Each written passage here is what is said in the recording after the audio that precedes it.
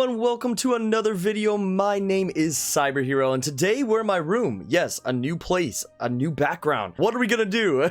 We are going to be talking about what happened with the first day of this particular ride at Walt Disney World. But before we get into that, make sure if you guys love theme parks, you love theme park news, vlogs, any of that material, tips and tricks, information when it comes out, make sure you guys subscribe and hit the bell icon. It would really help the channel out a lot. Right now, there's like 70% of you that watch this channel that aren't subscribed, so make sure you guys hit the subscribe button and make sure you guys leave a like on the video when you guys finish it, because it does help the channel a lot as well. I appreciate you guys. Let's get into it.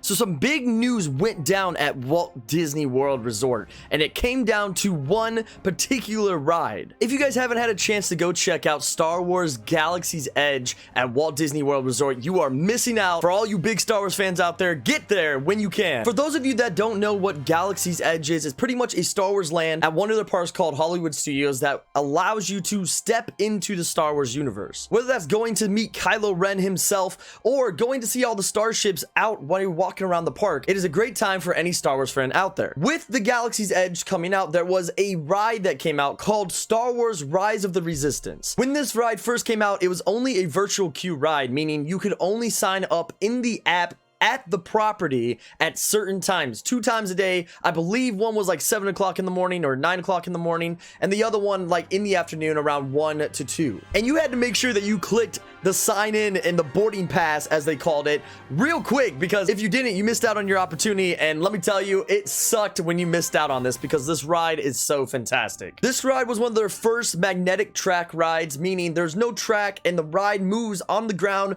and goes through a bunch of different scenarios, all without a track, which is really, really cool. Another ride that you can compare this to is actually the newer ride, the Mickey and Minnie's Runaway Railway, which is where the Chinese theater was at Hollywood Studios. They're both trackless rides that you will enjoy beyond imagination. In this ride, you actually go through a lot of scenarios, whether that is going through the Sith protocol and having the Sith officers and all that talk to you, which is a great experience. Please be careful what you say. They will lock you up. They are not afraid.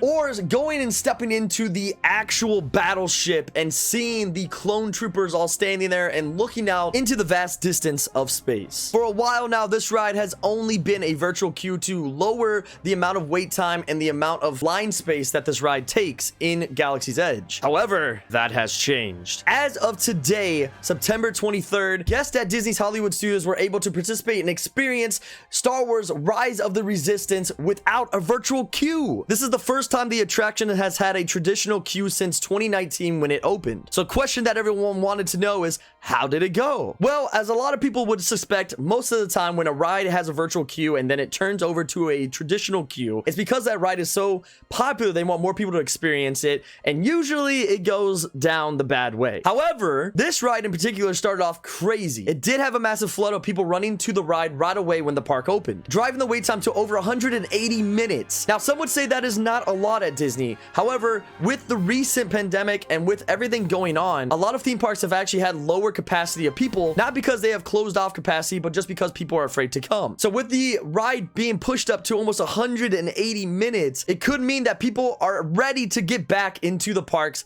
especially Galaxy's Edge. However, as the initial rush diminished and a lot of people started branching away and the day moved in, it went from 180 minutes down to 120 and eventually 60 minutes during the afternoon. In my opinion, this actually helps people that are on vacation for maybe only a couple days to experience Rise of Resistance without having to worry about not getting a virtual queue boarding pass. Although boarding passes and virtual queues do cut down on wait times and it does cut down on being butt to butt with people in line, I am one person that I love to experience anything when I go to a park, and to go to Hollywood Studios and Galaxy's Edge and be able to experience one of the best rides that Disney has to offer is just mind-blowing. So it's really awesome that now people will be able to go maybe 1 or 2 days and be able to experience this ride full time. Though the virtual queue of the ride has disappeared for now, they have announced that it is only on pause. This does mean that they could bring back the virtual queue if possible, if they need to, but we'll have to see into the future if that does happen. I will say, as the holiday season comes forward and more people go and visit the parks, the wait times will go up on this ride. My advice is to experience this while you can, and the sooner the better, before the busier times. Otherwise, as long as you're okay waiting for 3 hours or 4 hours for a ride,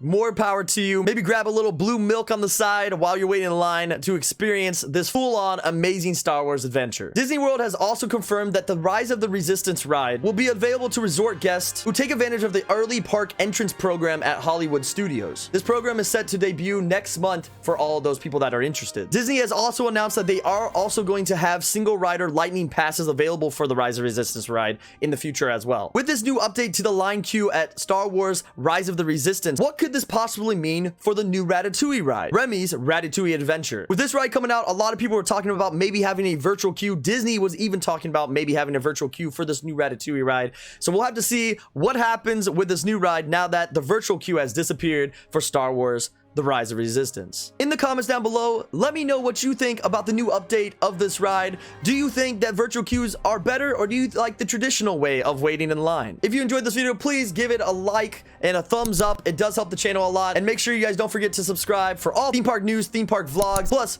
who would not love this face talking to you every day? Make sure you guys go check out this video right here because YouTube does recommend it because of what you like, or check out this video because it's what I recommend to you. And if I recommend it to you, you are going to enjoy it. Until then, as I always tell you, I will see you guys in the fog.